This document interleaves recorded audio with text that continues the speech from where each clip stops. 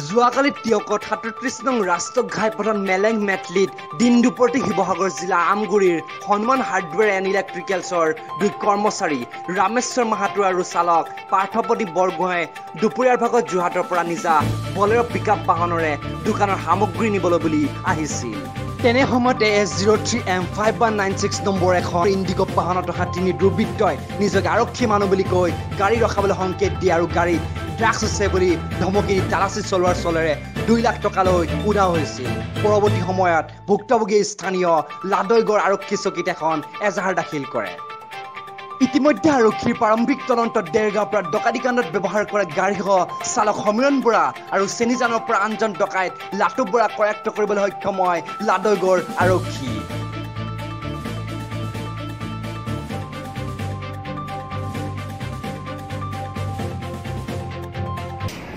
মোৰ নিজৰ এখন গাড়ী আছে ইণ্ডিগো ECS গাড়ীখনৰ উঠাই মাৰি থাকোঁ আৰু প্লাছ মোৰ টাউনত আমাৰ ষ্টেণ্ডত গাড়ী চলাওঁ। মোৰ লগত এজন আছে তাৰ যিজন গাড়ী চলায় মোৰ লগত একেলগে তাৰ নাম চিচা বুলি চিনি পাওঁ, ভাল নামটো কি মই নাজানো। আৰু এজন আছে আমাৰ ঘৰৰ ওচৰত লাটু বৰা, চিচা ঘৰ চলাই চায়েন্স কলেজৰ ওচৰত। সি মোক আগদিনাখন ক'লে যে কাইলৈ ভাড়া এটা আছে তই ইণ্ডিগোখন লৈ ল'বি। মই ঠিক আছে হ'ব মই ইণ্ডিগোখন লৈ ল'ম। তাৰপিছতে হেৰি দুইটা গোট খালে, ৰাতিপুৱা মোক ৬টা বজাতে মাতিছে। ৬টা বজাত অহাৰ পিছত জাজি দলঙৰ ওচৰত ৰৈছে, সেই চাহ তাহ গোটেইকেইটা খাইছে। খোৱাৰ পিছত সি তাক মানে আগদিনাখনেই কোনোবাই ইনফৰ্মেশ্যন দিছে যে কোনোবা গাড়ী এখনৰ পইচা আহিব কিবা আহিব, মই ইমান এটা নাজানো বিশেষকৈ তাৰ বিষয়ে। সি জাজি দলঙৰ ওচৰত আমি অলপ দেৰি ৰোৱাৰ পিছত এখন গাড়ী পিছত আহিলে, সেইখন গাড়ী নহয় বুলি ক'লে। তাৰপিছত অলপ দেৰি পিছত আকৌ এখন গাড়ী যেতিয়া আহিছে বলেৰ' পিকআপ এখন, সেইখনৰ পিছত আহি মোক সেইখিনিত কৈছে বোলে গাড়ীখন চপাই দিম মোৰ লগৰ এটা আছে বোলে লৈ তাক কথা এটা পাতিম, এনেকৈ ক'লে। তাৰপিছত কিবা বস্তু এটা লৈ যাওঁ বোলে। তাৰপৰা চপাই দিবলৈ ক'লে, মই চপাই দিলোঁ, মই আগত গৈ ৰৈ আছোঁ, মই একো নাজানো। তাৰপৰা তেহেঁতি বেগ এটা নি পেলাই ল'ৰালৈকে গাড়ী থৈছে, মোক কৈছে বল বোলে লগৰ বোলে লোৱা আৰু বস্তু এটা দিবলৈ আছে, নিদিয়ে এই থাপ মাৰি লৈ গুচি আহিলোঁ বোলে, এই খেদিব নহ'লে। খেদিব বুলি ক'লে মই পুৰা পিকআপত গুচি গ'লোঁ। গাড়ীখন পিকআপত গুচি যোৱাৰ পিছত যেতিয়া মোলৈ এটা ফোন কৰিছে, আমাৰ ঘৰৰ ওচৰৰে কোনোবা এটাই কৈছিলে নেকি, ঘৰৰ ওচৰৰ কোনোবা এটাই কৈছিলে। সি কৈছে বোলে সেই তোৰ গাড়ীখন কিবা কেছ লাগিছে বোলে। কেছ লাগি পিছত এহেঁতিটো গম পালেই, আমাক পুলিবৰ থানাৰ পৰা আগলৈ এখন ৰঙামাটি নে কি বুলি কয় তাত কমাৰ গাঁৱৰ ওচৰত চেক যেতিয়া পাতিছে আমাক পুলিচে যেতিয়া খেদিছে এহেঁতি ক'লে গাড়ীখন ঘূৰাই দিয়ে। মই মোৰ নিজৰ ঘৰ সোমাই গৈছে, কাৰণ এহেঁতি আল্টিমেটলি মই গম পালোঁ যে ডকাইত এটা কৰি লৈ গৈছে।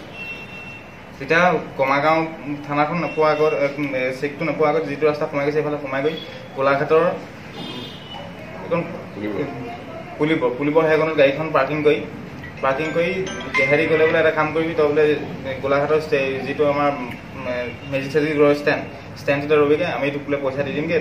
তাৰ গাড়ীখনত থাকোঁতে মোক পইচা ৩,০০০ দি গৈছে। তাৰপিছত তাত গৈ পেলাই ক'লে বোলে তোক বোলে আৰু তাত পইচা দি দিম বোলে, তোক এটা থাক দি দিম, ইয়াৰ এটা দি দিলোঁ আৰু বাকী বোলে তই সেইবাৰ ঘৰলৈ গুচি যাবি, গাড়ীখন ইয়াত এৰি দিবি, গাড়ী আমি বেলেগ এদিন লৈ যাবি।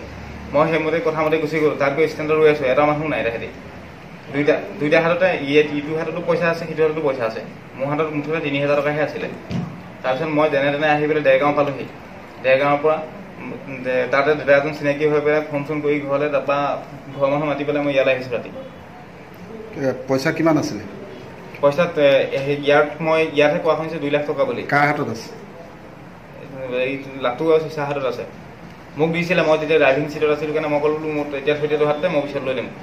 কি বুলি চিনাকি দিছিলে? পুলিচ বুলি? তেহেঁতি কি বুলি দিছিলে নাজানো, মই গাড়ীতে বহি আছোঁ। ধমকিয়ে দিছে নে আপোনাৰ ঢোলৰালিটো সোমাই গৈ ৰাস্তাটো মই ইমান চিনি নাপাওঁ, খালি ৰাস্তাটো চিনি পাওঁ, নাম কোন নাজানো। তাত গাড়ীখন থৈ আহিছিলে। তোমাক কিবা খুৱাই পেলাইছিলে বুলিয়ে কৈছিলে? খুৱাই পেলাইছিলে ছাৰ। মই সঁচা কথা ক'বলৈ গ'লে যেতিয়া তেহেঁতি ঘৰৰ ওচৰ লোৱা তেহেঁতকো মই বোলো, তেহেঁতি কৈছে বোলে আমাক তই নফচাবি, তোক ইমানটো পইচা দি দিম। কাৰণ মই বোলো হ'ব তেতিয়াহ'লে তহঁতি যাগৈ, মই বোলো কিবা এটা কৰিম। মই আহি পেলাই প্ৰথমতে পুলিচৰ বাবে মিছা কথাই কৈছিলোঁ, কিন্তু চালোঁ যে মোৰ মিছা কথা কৈ একো লাভ নাই। মানে পইচা ভাগ কিমান টকা? পইচা ভাগ মোক এতিয়ালৈকে 10 পইচাও দিয়া নাই, অকল ৩,০০০ টকাহে দি পঠিয়াইছে। আগতেও এনেকুৱা কাম কৰিছে নেকি? আগতে নাই কৰা। এইটো প্ৰথম মানে মোক গাড়ী ভাড়া কৰিহে নিছে। মোক কৈছে গাড়ীখন লৈ ওলাবি, তাৰপৰা মোৰ ঠিক আছে ওলাবি তেতিয়াহ'লে। মইতো নাজানো তেহেঁতি ডকাইতে কৰি দিব নে কি কৰিব। নাওখলীয়া কি নাম? লাটু বৰা। কালি এইটো কেনেকে কৰিলি কামটো? মই নাজানি মোৰ লগৰ এটা লৈ আছিলে হাজিৰা দিম বুলি। বেলেগ কাম নাছিলে। কিমান টকা নিলে? নাই সি কিমান টকা নিলে? পইচাটো গোটেই ৰাখিয়ে নিছে। ভাগ কৰিলে নাই? মোক ২,০০০ টকা দিছে।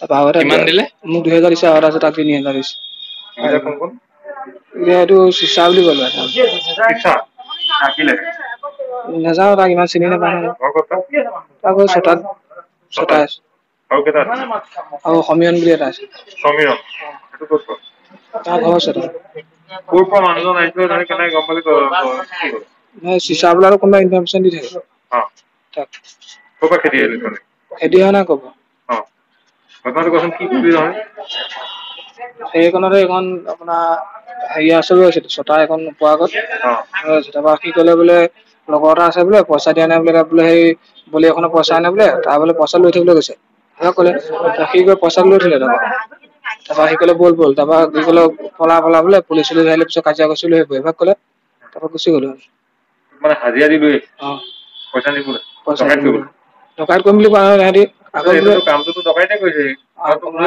হাজিৰা দি প্ৰফেচনেল ডকাইতে ডকাই দিব তাকে পিছে কৈ জানো হয় অদৰকাৰী মানুহ এটাক কেলে হাজিৰা দি আনিব পইচা ডকাইত কৰিবলৈ তেনেকে কোৱা নাই প্ৰথমতে সি কৈছে বেলেগ কাম আছে বুলি কৈছে তাৰ বোলে বল বোলে লগৰ এটা বোলে এনেকে পইচা বুলি আছে বোলে তোৰতো বেলেগ কামতে আনিলে বেলেগ কাম কৰি বুলি আনিলে ইয়াত কামত লগাই দিলে তোৰ ডকাইত মই একো কোৱা নাই নাই কথাটো লগত আছ সি নামি গৈছে পইচা আনিছে নামি গৈ পেলাই কেনেকে আনিলে পইচাটো নামি গৈ তাৰপৰা সি নামি গ'ল তাৰপৰা কৈছে বোলে পইচাটো আনিম এভাগ ক'লে গ'ল কিবা ধমকি চমকি দিলে পইচা লৈ আহিলে ঘৰটো গাড়ীৰ পৰা নামি তই গৈছিল নাই মই নামিছো মই গাড়ী ওচৰতে ৰৈ আছো মই তালৈ যোৱা নাই জেগালৈ সিয়ে গৈছে অকল এটা মানুহ গৈ সি চিচা বুলি কৈ সিয়ে গৈছে হেৰিতে কৈছে তহঁত দুটা গৈছে বুলি কৈছে এইটো যোনটো সমীৰণ বোলা আছে নহয় সি অকমান আগবাঢ়ি গৈছে তাৰপিছত চিচা বোলা তোৰ কথাও কৈছে মই গাড়ীৰ ওচৰতে আছো গাড়ীখন খাই গৈছে গাড়ীখনৰ ওচৰতে আছে কিমান টকা পাবি 2 লাখ টকা আছে বুলি কৈছে 2 লাখ টকা আছে দিয়কৰ পৰা দেৱজিৎ বৰাৰ প্ৰতিবেদন লাইট হাউচ